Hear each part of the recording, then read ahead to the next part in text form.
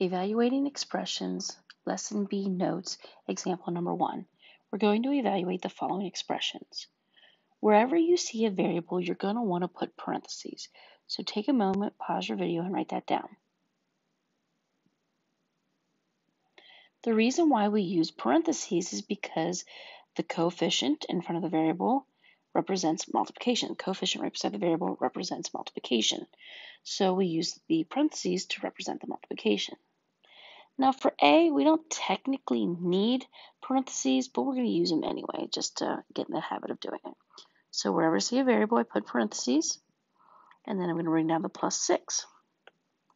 Now in those parentheses, I'm going to plug in this 13. It says that x is 13. So I plug in 13.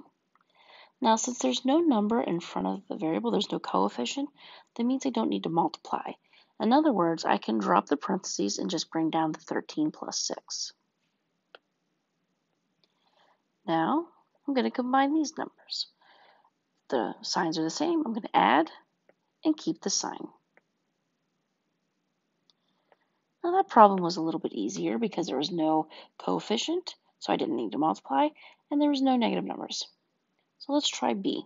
B has a coefficient. Start by wherever you see a variable, you put parentheses. So I put 2 parentheses plus 3, and inside those parentheses, I'm going to plug in this 4.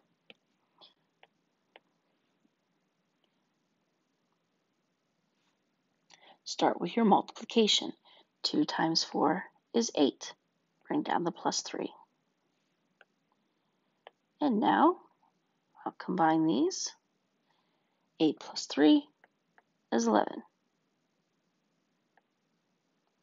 Now again, that problem wasn't too bad because there were no negative numbers. So let's try C. Again, they give you a value for the variable. You plug that value in for the variable, multiply, then add or subtract. So wherever I see a variable, I put parentheses.